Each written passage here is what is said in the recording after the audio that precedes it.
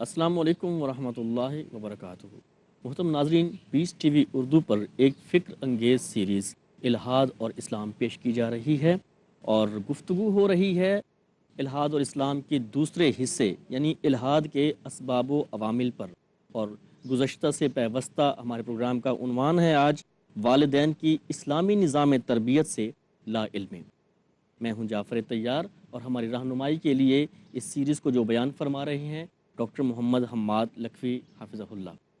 Doctor صاحب، پچھلے programme کے آخر میں ہم نے عملی تربیت کے حوالے سے بات کی تھی، تو آپ کیا سمجھتے ہیں کہ والدین کو اپنے بچوں کی عملی تربیت کے حوالے سے سب سے پہلے کیا سکھانا چاہیے؟ بسم اللہ الرحمن الرحیم۔ دیکھیں جی، جو فکری کجی ہے یا فکری الحاد ہے اس کی بنیاد تو پڑتی ہے والدین سے۔ اگر والدین اس میں تربیت میں اپنا کردار ادا کریں اور والدین بچوں کی ذہنی تربیت، ان کی نظریاتی تربیت ان بنیادوں پر کریں کہ جو اسلام نے بتائی ہیں، اور جس میں سے کچھ کا تذکرہ ہم نے پچھلے پروگرام میں کیا، جی تو ان سارے اصولوں کے اوپر ایک ایسی شخصیت ڈیولپ ہوتی ہے جو نہ صرف زندگی کی ساری تلخیوں کا مقابلہ کرنے کے لیے تیار ہوتی ہے، بلکہ اس کی جو نظریاتی اور فکری بنیاد ہے وہ عطا ہوتی ہے۔ پھر انسان کے اس انحراف اور اس الحاد کے امکانات تقریباً ختم ہو جاتے ہیں۔ اس لیے اسلام جو ہے وہ سارے کے سارے سٹیپس وہ بتاتا ہے۔ نظریاتی تربیت بھی کرنی ہے، ابھی بچہ بولنا شروع کیا ہے، اس کو لا الہ الا اللہ سکھانا ہے، پہلا اس کو نظریاتی سبق یہ دینا ہے کہ لا تشرک باللہ، اللہ کے ساتھ کسی کو شریک نہیں ٹھہرانا۔ تو یہ جب نظریاتی تربیت کا ایک مرحلہ تقریباً مکمل ہوتا ہے، یعنی بچہ 7 سال کی عمر کو پہنچتا ہے، تو جو سب سے پہلا عملی حکم ہے وہ نماز کا دیا جاتا ہے۔ نبی کریم صلی اللہ علیہ وآلہ وسلم نے فرمایا کہ جب بچہ 7 سال کی عمر کا ہو جائے تو ان کو نماز کا حکم دو، اور اگر 10 سال تک، یعنی یہ 7 سال سے 10 سال کا جو عرصہ ہے، اس میں اس کو عادت نہیں پڑتی آپ کے کہنے کے باوجود، اور عملی طور پر اس کا بار بار جو آپ اس کو تلقین کرتے ہیں کے باوجود اس کو عادت نہیں پڑتی، تو فرمایا کہ پھر ان کو مارو۔ 10 سال پہ جا کے گویا پہلا مرحلہ تربیت کا، عملی تربیت کا، وہ کسی حد تک اختتام پذیر ہوتا ہے، اور وہاں سے عملی اظہار کا آغاز ہوتا ہے۔ تو گویا جو اللہ کی اطاعت کا ایک نظام دیا تھا، اور اس میں یہ بات ذہن میں رہنی چاہیے کہ اطاعت بڑوں کی بھی کرنی ہے، عزت بڑوں کی بھی کرنی ہے، والدین کی اطاعت بھی کرنی ہے، لیکن نظریاتی تربیت کے اندر یہ بات شامل ہے کہ لا طاعت لمخلوق فی معصیت الخالق، کہ جس معاملے میں اللہ کی نافرمانی ہوتی ہو، وہ چاہے آپ کے والدین ہی ہوں، یعنی مخلوق میں سے سب سے بڑا حق والدین کا ہے، اور چاہے والدین ہی ہوں لیکن اللہ کی نافرمانی ہو رہی ہو تو والدین کی فرمانبرداری نہیں کرنی۔ اور قرآن پاک میں اللہ کریم نے فرمایا ہے کہ اگر وہ والدین تمہیں شرک کا بھی حکم دیں کہ ما لیس لک بہ علم، تمہیں جس بات کا علم ہی نہیں ہے، تو فلا تطعہما، یہ بات تو ان کی نہیں ماننی، اس لیے کہ یہ بنیادی اصول اطاعت کے خلاف ہے۔ وہ جو درجہ بندی کا شعور دیا تھا حقوق میں کہ سب سے بڑا حق اللہ کا ہے، اور پھر نبی کریم صلی اللہ علیہ وسلم کا حق ہے، اور اس کے بعد والدین کا حق، اور اگر اس ترتیب کو، اس درجہ بندی کو وہ تسلیم نہیں کرتا اور اس کو یہ شعور ہی نہیں دیا گیا، تو اس کا مطلب ہے الحاد تو اس کی بنیادوں میں آ گیا، فکری طور پر پہلے دن سے الحاد شروع ہو گیا۔ اور اگر وہ اس کو تسلیم کرتا ہے جی اور پھر والدین اگر حکم دیں تو ہمارے کہ ان کی بات نہیں ماننی، فلا تطعہما، لیکن وصاحبہما فی الدنیا معروفا، دنیاوی معاملات میں پھر بھی ان سے حسن سلوک کرنا ہے۔ یہ تو ہو گئی نظریاتی تربیت کے تمام مراحل اور اس کی درجہ بندی۔ اب اللہ کے حق کا جو سب سے بڑا حق تو اللہ کا ہے، اس کا جو پہلا عملی اظہار ہے وہ نماز، اور نماز کے اوپر پہلے حکم ہے، پھر اس کے بعد سختی۔ سوال یہ پیدا ہوتا ہے کیوں، یعنی نماز ہی سب سے پہلا مرحلہ کیوں؟ حالانکہ جب ہم فرائض کی فلسفی دیکھتے ہیں اور فرائض کی حکمت دیکھتے ہیں تو کسی بھی شخص کے اوپر اس وقت تک ساری احکام کی فرضیت عائد نہیں ہوتی جب تک وہ بلوغت میں، سن بلوغت میں قدم نہیں رکھتا، قدم نہیں رکھتا، بالکل ایسے جبکہ نماز کا معاملہ یہ بالکل مختلف ہے۔ بلوغت سے پہلے ہے، بچپنے سے ابھی ہی۔ بچہ جو ہے وہ 7ویں سال میں ہوا ہے تو اس کو نماز کا حکم دو، 10ویں سال کا، اب بھی بلوغت کی عمر کو نہیں پہنچا بالکل لیکن ایسے اس کو سختی کرنی کیوں؟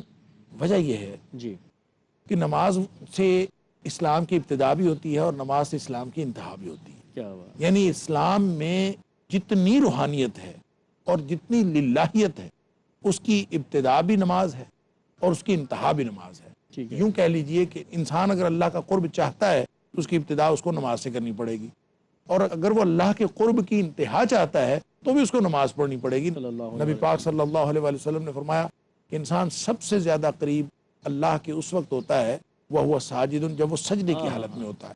تو اس کا مطلب یہ ہوا کہ ابتدا بھی یہی ہے اور انتہا بھی یہی ہے.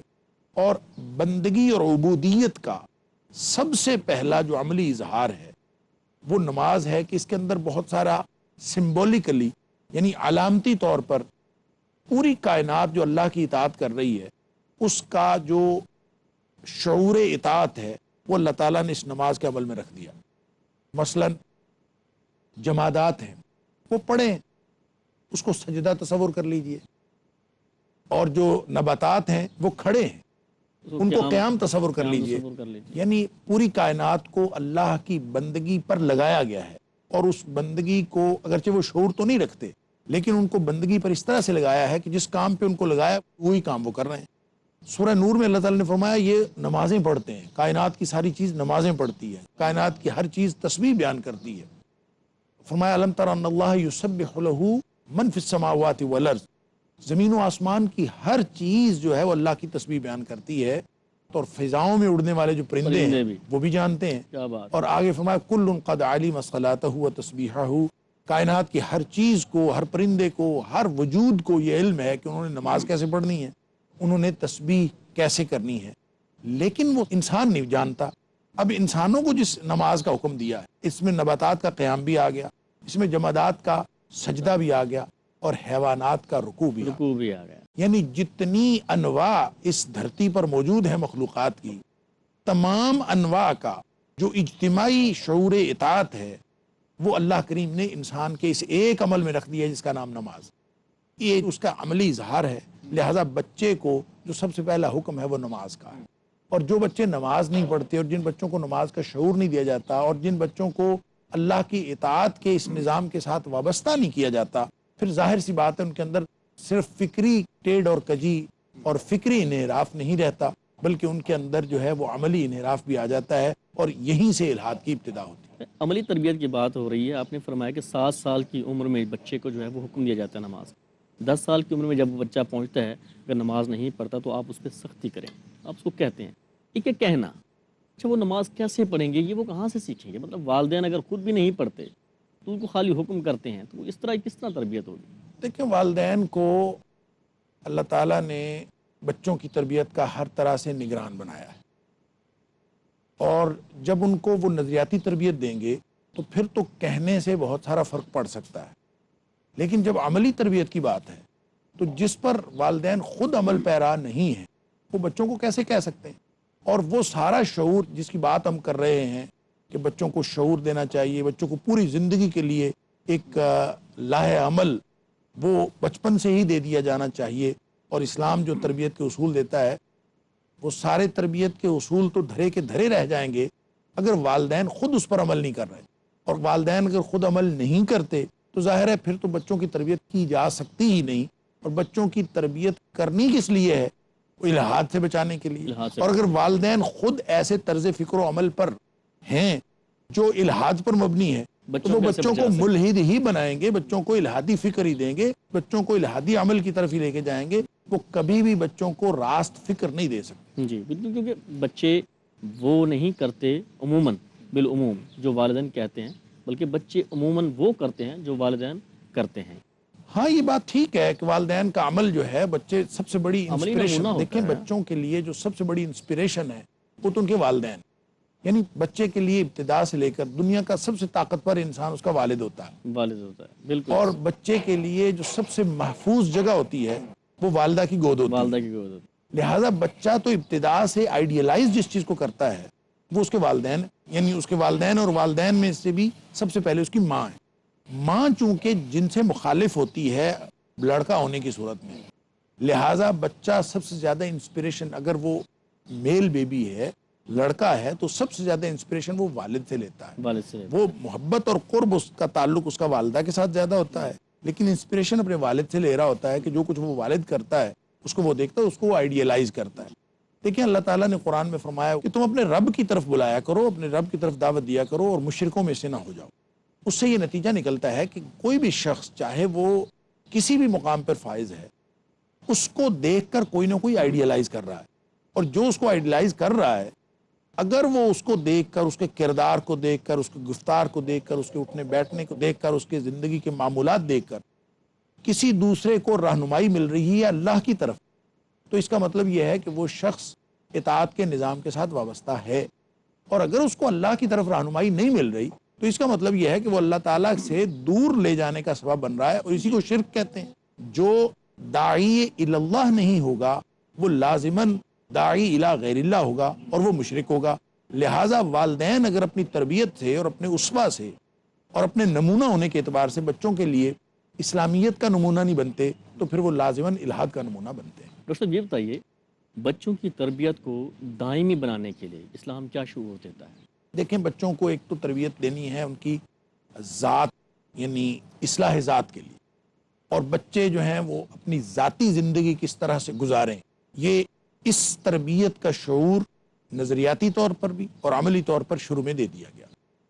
اس سے آگے بڑھ کر بچپن میں ہی یعنی قرآن سے جو اصول تربیت ملتے ہیں، سورہ لقمان کی طرف ایک دفعہ پھر میں اشارہ کروں گا کہ پچھلے پروگرام میں نے عرض کیا کہ سورہ لقمان کے جو ابتدائی آیات ہیں جس میں حضرت لقمان نے اپنے بچے کو نصیحتیں کی ہیں، وہ اصل میں سارا کا سارا اصول تربیت، اور اس کی تفصیلات اتنی خوبصورت ہیں اور اتنے لطیف نکات ہیں اس کے اندر کہ اللہ تعالیٰ نے جو انسان کی پوری جو فکری اور عملی تشکیل ہے اس کو ابتدائی چند سالوں میں رکھ دیا ہے، اور اس کے لیے کون سے تربیتی اصول اپنانے چاہیے یہ اللہ تعالیٰ نے اس کا سارا اجمال وہاں پہ بیان فرما دیا ہے۔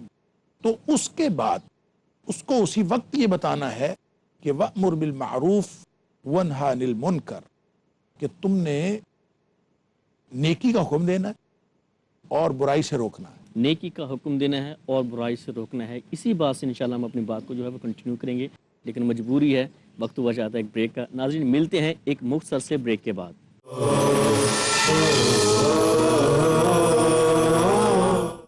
چھوٹ جائے گی دولت، یہی سب کی سب نیک اعمال سے راضی ہوتا ہے رب۔ کسی بھی شخص کا ایمان درست نہیں ہو سکتا جب تک اس کا دل درست نہ ہو جائے۔ کردار کی اصلاح، عبادتوں کی ادائیگی، برائیوں کی مخالفت۔ بہترین مسلمان وہ انسان ہے جس کا اخلاق اچھا ہے، کیونکہ صرف اللہ کی رضا سے ملے گی جنت۔ جو رسول اللہ صلی اللہ علیہ وسلم نے امت کو سکھائی قاری صہیب میر محمدی، تاکہ ان کے درجات کی بلندی ممکن ہو سکے۔ کیوں مومنین اللہ کو راضی کرنے کے لیے کرتے ہیں ایک ایک پل کا استعمال، اچھے برے اعمال۔ ہر جمعرات رات 8:30 بجے اور دوبارہ دوپہر 1 بجے انڈیا میں پیس ٹی وی اردو پر۔ ہر شر سے کیا کرتی ہے بندوں کی حفاظت، اسلام کے دامن میں کچھ ایسی ہے حکمت۔ قرآن مجید میں انسانیت کی ضروریات کو اللہ تعالیٰ نے جمع کر دیا ہے۔ آزمائش کے لمحوں میں، مشکل حالات میں، جب پڑی ہے ضرورت، ایک انسان اگر قرآن مجید کو دستور حیات بنا لیتا ہے کام آئی ہے اسلام کی حکمت۔ تو اس کی تمام تر ضروریات کو پورا کرنے کا علم اللہ تعالیٰ نے اس قرآن میں رکھا ہے۔ قاری صہیب میر محمدی، اس پاک کلام کے ذریعے ہی عالم اسلام میں بکھری ہوئی امت اسلامیہ کو جمع کیا جا سکتا ہے۔ جانیے کس قدر کامیاب ہے وہ زندگانی جو کرتی ہے اسلام کی حکمتوں کا احترام۔ حکمت اسلام ہر سنیچر رات 11:30 بجے اور دوبارہ صبح 7 بجے انڈیا میں پیس ٹی وی اردو پر۔ جھوٹ کا اندھیرا کتنا ہی گہرا کیوں نہ ہو، سچائی کی ایک کرن سے مٹا دینے کے لیے کافی ہے۔ ہر پہلو، ہر نظریہ، ہر نقطہ سچ کا، ہر دم، ہر پل، ہر لمحہ سچ کو پیش کرنے کی جستجو۔ آئیے میرے ساتھ اور हक को जानिए।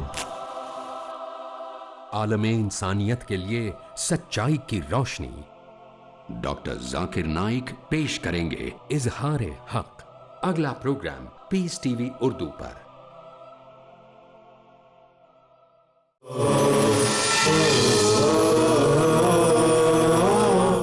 अस्सलाम वालेकुम वरहमतुल्लाहि वबरकातुहू। अपने प्रोग्राम में एक मरतबा फिर आपको खुश आमदीद कहता हूँ। ब्रेक से जाने से कबल डॉक्टर साहब फरमा रहे थे कि नेकी का हुक्म और बुराई से रोकना। जी डॉक्टर साहब। देखिए, ये नेकी का हुक्म देना और बुराई से मना करना, ये बच्चे की तरबियत के हवाले से बड़ी मज़ाक़ा ख़ेज़ बात लगती है कि बच्चा है, अभी वो अपनी सन्न शऊर को नहीं पहुँचा है और उसको आप तरबियत के मराहिल से गुज़ार रहे हैं और उसकी नज़रियाती और फ़िक्री तरबियत में और उसकी अमली तरबियत में उसकी बात शामिल करें कि वो नेकी का हुक्म दे और बुराई से रोके। ये उसकी ज़हनी सतह और उसकी उम्र की सतह के एतबार से बहुत बुलंद है। ये बात मज़ाक़ा ख़ेज़ लगती है। हकीकत बात यह है कि इस तसव्वुर से जो उसकी इब्तिदा से ही उसके क़ल्ब व ज़हन के अंदर कम्युनिकेट करना है, उससे जो नताइज इस्लाम अख़ज़ करना चाहता है वो उसके बाकी पूरी ज़िंदगी के अंदर है। कि जब उसको बचपन में ये पता चल जाएगा कि मुझे बुराई से मना करना है, उसको बचपन में मालूम होगा मुझे नेकी का हुक्म देना है, तो ये तो एक ऐसा ऑटोमेटिक प्रोसेस है, बुराई से रोकना और नेकी का हुक्म देना। ये एक ऐसा ऑटोमेटिक प्रोसेस है कि जिस बच्चे को इब्तिदा से पता चल गया मैंने रोकना है और बुराई से रोकना है और नेकी का हुक्म देना है, तो वो खुद किस तरह से बुराइयों में मुब्तला हो सकता है और खुद किस तरह से वो नेकियों से पीछे रह सकता है, ये उसकी मजबूरी बन जाएगी, उसके किरदार का हिस्सा बन जाएगा कि जहाँ कहीं वो बुराई देखेगा वो तड़प उठेगा और वो तो एक किरदार के एतबार से एक बिल्कुल बरहना तलवार बन जाता है। कोई आदमी अगर अहले खाना को, अपने बहन भाइयों को, अपने वालिदैन को या किसी को भी वो नेकी का हुक्म देता है, कहता है कि नेकी करो, बुराई से रोकता है, ये बुराई है, ये ना करो, ये ना करो, ये ना करो, वो तो पूरे घर की निगाहों का मरकज़ होता है और उससे नतीजा ये निकलता है कि उसके किरदार पे अगर अदना सा भी धब्बा हो तो सबको बहुत नजर आता है और हर शख्स निशानदेही करता है कि तुम दूसरों को रोकते हो कि तुम्हारा अपना किरदार क्या है। इससे असल में किरदार की वो पुख्तगी हासिल होती है, इस अम्र बिल मारूफ और नाही अनिल मुनकर से, जो इस्लाम इब्तिदा से चाहता है कि बच्चे के अंदर वो पुख्तगी आ जाए ताकि वो कल कला पूरी दुनिया में जो अमली ज़िंदगी में कदम रखेगा तो वो जहाँ भी जाएगा पूरी दुनिया के अंदर अम्र बिल मारूफ और नाही अनिल मुनकर का एक निज़ाम कायम करेगा। फिर उसको समझाने की ज़रूरत नहीं पड़ेगी कि तुम अब किस सिचुएशन में क्या करना है, बल्कि पूरी ज़िंदगी के लिए उसको एक ज़ाब्ता अमल और एक सिरात मुस्तकीम मिल जाएगा। जी, तरबियत का शोर, बच्चों की तरबियत का शोर, इसका इबलाग कैसे किया जाना चाहिए? बच्चा जो तरबियत अपने वालिदैन से हासिल करता है उसको बचपन में ही ये शऊर दे दिया जाता है कि ये तरबियत इस तरह से एक जामद तरबियत नहीं है कि जो तुमने अपने वालिदैन से हासिल की तुम उसको अपने तक महदूद रखो, बल्कि उसको इब्तिदा से ही अम्र बिल मारूफ और नाही अनिल मुनकर का तसव्वुर दे के उसको ये शऊर दे दिया जाता है कि ये एक कंटिन्यूटी रहनी चाहिए, एक ये इबलाग का सिलसिला जारी रहना चाहिए। आज वालिदैन तुम्हारी तरबियत कर रहे हैं, कल को तुमने पूरे मुआशरे के अंदर इसको फैलाना है। तो ये जो इबलाग का शऊर है ये अज खुद उस तरबियत के अंदर शामिल है जो तरबियत वालिदैन उसको देते। बुनियादी उसूलों पर हमेशा कायम रहने का शऊर, ये भी बच्चों की देखें, ये उसी में से है जो सूरह लुक़मान में वामुर बिल मारूफ वन्हा अनिल मुनकर के अंदर फरमाया कि वस्बिर अला मा अस्वाबक। अब अंदाज़ा फरमाइए कि बच्चा जो है वो तो कोई मुसीबतें नहीं झेल रहा और वो तो कोई मुसीबतों का सामना नहीं कर रहा।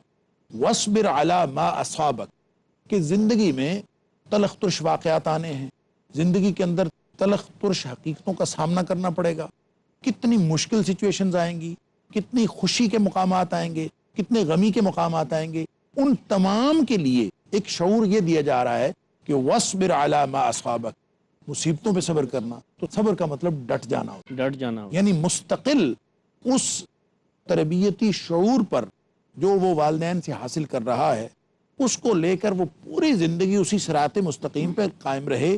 जो कुछ भी रुकावट बनता है उसको वो अपने इस अज़्म के साथ डट के झील जाए, जिसका नाम सब्र है। यानी किसी मौके पर उसको कोई काम करने से रुकना होगा अल्लाह और उसके रसूल सल्लल्लाहु अलैहि वसल्लम के हुक्म के लिए, किसी मौके पर उसको ٹکرا جانا ہوگا اللہ اور اس کے رسول صلی اللہ علیہ وسلم کے حکم کے لیے، ان تمام چیزوں کے لیے اس کو شروع میں یہ بتا دیا جاتا ہے کہ وَاصْبِرْ عَلَىٰ مَا أَصَابَكَ، تو نے صبر کرنا ہے۔ اور صبر کرنے کا یہ مطلب نہیں ہے کہ والدین اپنے بچوں کو یہ سکھائیں کہ بیٹا صبر کرو یعنی کچھ نہ کرو، نہیں، صبر کا مطلب ہوتا ہے کہ کسی بھی سچویشن کو دیکھ کر جو انسان کے اندر فطری رد عمل پیدا ہوتا ہے، کسی بھی سچویشن میں انسان کو جو فطری رد عمل پیدا ہوتا ہے، اس رد عمل کو روک لینا اللہ کے حکم کی وجہ سے، یہ صبر ہے۔ لہٰذا یہ جو وَاصْبِرْ عَلَىٰ مَا أَصَابَكَ کی تربیت دی جا رہی ہے بچوں کو، اس کا مطلب یہ ہے کہ زندگی میں کوئی بھی سچویشن ان کو فیس کرنی پڑے، چاہے وہ انتہائی خوشی کا مقام ہو، چاہے انتہائی غمی کا مقام ہو، شدید خطرے سے مقابلہ ہو، اپنے سے بڑے دشمن کے ساتھ مقابلہ کرنا پڑ جائے، اس طرح کی جتنی بھی چیزیں ہیں اس پر وہ اللہ کے حکم پر ڈٹے رہیں۔ یہ وہ شعور ہے جو اس کو ابتدا سے ہی بچے کو دے دیا گیا ہے، اور اگر ایسی شعوری تربیت کسی بچے کی جائے گی تو وہ الحاد سے بچ سکتا ہے، اور جو والدین اس طرح کی تربیت نہیں کرتے ان کے بچے پھر الحاد کا شکار ہوتے ہیں، اور یہ شریعت کے جو بنیادی تربیت کے اصول ہیں ان کو اپنانا بہت ضروری ہے۔ بچوں کو صبر کی تلقین، بہت خوبصورت بات، اور اس سے زیادہ خوبصورت جو آپ نے صبر کی ڈیفینیشن بتائی ہے۔ ڈاکٹر صاحب، آج کے معاشرے میں آپ کیا دیکھتے ہیں کہ جو شریعت اسلامیہ نے سنہرے اصول والدین کو دیے ہیں بچوں کی تربیت کے حوالے سے، آپ عمل پیرا دیکھتے ہیں والدین کو؟ وہ کر رہے ہیں؟ اگر وہ پورے نہیں کر رہے تو اس کے کیا نقصانات سامنے آ رہے ہیں؟ دیکھیں، والدین بنیادی طور پر خود ہی تعلیم یافتہ نہیں ہیں، خود ایسی تربیت کے مراحل سے نہیں گزرے جو ان کو شریعت کے ساتھ منسلک رکھ سکے، وگرنہ تربیت کا اگر وہ اصول اپنایا گیا ہوتا تو یہ تو تعلق باللہ کا ایک دائمی نظام ہے کہ انسان بچپن سے اپنے خالق کے ساتھ جڑ جاتا ہے اور اس عبدیت کے نظام کے ساتھ وابستہ ہو جاتا ہے، اور پوری زندگی اللہ اور اس کے رسول صلی اللہ علیہ وسلم کی اطاعت کو اپنا اوڑھنا بچھونا بنا لیتا ہے۔ تو پھر دیکھیں نا، قرآن کہتا ہے وَلَا تُصَعِّرْ خَدَّكَ لِلنَّاسِ وَلَا تَمْشِ فِي الْأَرْضِ مَرَحًا، کتنی چھوٹی چھوٹی ڈیٹیلز ہیں بتائی جا رہی ہیں کہ جب لوگوں کے ساتھ تمہارا آمنا سامنا ہوگا، کہیں انسان مقام مرتبے میں بڑا ہوتا ہے، کبھی انسان مقام مرتبے میں چھوٹا ہوتا ہے، اور کسی کے ساتھ گفتگو کرتے ہوئے، کسی کے ساتھ معاملات کرتے ہوئے وَلَا تُصَعِّرْ خَدَّكَ لِلنَّاسِ، لوگوں کے لیے اپنی گال نہیں پھلانی اور لوگوں کے لیے اپنا منہ اس طرح سے ٹیڑھا نہیں کرنا کہ جیسے ایک متکبرانہ انداز ہے وہ نہیں کرنا، وَلَا تَمْشِ فِي الْأَرْضِ مَرَحًا، اور اکڑ کر بھی نہیں چلنا۔ یہ ایسی لطیف باتیں ہیں کہ جن کا شعور اس سچویشن میں ہونے کے باوجود انسانوں کو نہیں ہوتا، جو قرآن کہتا ہے کہ بچوں کو ابتدا سے دے دینی چاہیے تاکہ بچے بڑے ہو کے پوری زندگی کے اندر ان کو اپنائیں اور تعلق باللہ کے اس نظام کے ساتھ وابستہ ہوں۔ جو والدین خود اس تربیت سے نہیں گزرے وہ بچوں کو کیا شعور دیں گے؟ اور جب بچوں کو وہ خود یہ شعور نہیں دے پاتے تو پھر بچے ابتدا سے ہی الحاد کا شکار ہو جاتے ہیں۔ الحاد کا شکار۔ میں اس میں یہ عرض کروں جی۔ کہ والدین یہ چاہتے ہیں کہ ہمارا بچہ جو ہے وہ بہترین انسان بنے، لیکن تعلیم و تربیت کا بندوبست نہیں کرتے۔ وہ اس کو انجینئر بنانا چاہتے ہیں، اس کو ڈاکٹر بنانا چاہتے ہیں، بڑا سائنسدان بنانا چاہتے ہیں، بہت بڑا آدمی بنانا چاہتے ہیں، لیکن ان کو یہ نہیں معلوم کہ ایک اچھا انسان بنانے کے لیے اور اس کی فکر کو اور اس کے عمل کو کسی بھی کجی ٹیڑھ اور الحاد سے بچانے کے لیے اس کو جو بنیادی وحی اور اطاعت کے نظام کے ساتھ وابستہ کرنا ہے وہ گھر سے وابستہ کر کے اس کو چھوڑیں گے میدان عمل میں تو وہ رہے گا۔ اور اس کے لیے میں عرض کیا کرتا ہوں کہ والدین کی ذمہ داریوں میں کم از کم یہ بات ہے کہ وہ ان کو قرآن کی بنیادی تعلیم دیں، قرآن پاک کی بنیادی تعلیم کے ساتھ، یعنی قرآن وہ ترجمے کے ساتھ، مفہوم کے ساتھ سوچ سمجھ کے پڑھ سکے اور اس کو یہ معلوم ہو کہ قرآن مجھے کیا کہتا ہے۔ اور اس کے علاوہ کوئی ایسا مجموعہ حدیث جس میں نبی کریم صلی اللہ علیہ وآلہ وسلم کی جو معمولات ہیں اور پوری زندگی میں جو اہم مواقع آتے ہیں اس میں کیا طرز عمل رکھنا ہے، اس کے بارے میں وہ پورے جملہ مسائل ان کا احاطہ ہو جائے، ایسا کوئی مجموعہ حدیث اس کو پڑھا دینا اور اس کو یہ شعور دے دینا کہ یہ نظام زندگی اس نظام اطاعت کے ساتھ وابستہ ہو جائے پوری زندگی کے لیے، یہ ہر والدین کا فرض ہے۔ اور یہ وہ فرض ایجوکیشن ہے جس کے بارے میں نبی پاک صلی اللہ علیہ وسلم نے فرمایا تھا طلب العلم فریضۃ علی کل مسلم، کہ یہ ہے وہ العلم جس کا سیکھنا ہر مسلمان کے لیے فرض ہے، اور والدین کو چاہیے کہ یہ بنیادی تعلیم ہر بچے کو دے دیں، پھر انشاءاللہ وہ جہاں بھی جائے گا، وہ جس بھی اسپیشلائزیشن میں جائے گا، وہ ایک انتہائی مخلص، خیرخواہ اور اس پوری انسانیت سے پیار کرنے والا، انسانوں کے علاوہ مسلمانوں سے پیار کرنے والا، اور پوری دنیا کے اندر ایک مفید انسان بنے گا۔ اگر ایسا شعور رکھنے والا انسان جائے گا تو الحاد سے اس کو بچایا جا سکتا ہے، وگرنہ پھر ہمارے گھر گھر کے اندر تربیت کا جو نظام ہے، جو تربیت ہم بچوں کو دے رہے ہیں، تو پھر یہ کبھی ہم اس سے بچ نہیں سکتے۔ اور یہ جو تعلیمی اداروں کے اندر اور مختلف جگہوں پہ مسلمانوں کے اندر ایتھیزم کا اور الحاد کا اور دہریت کا جو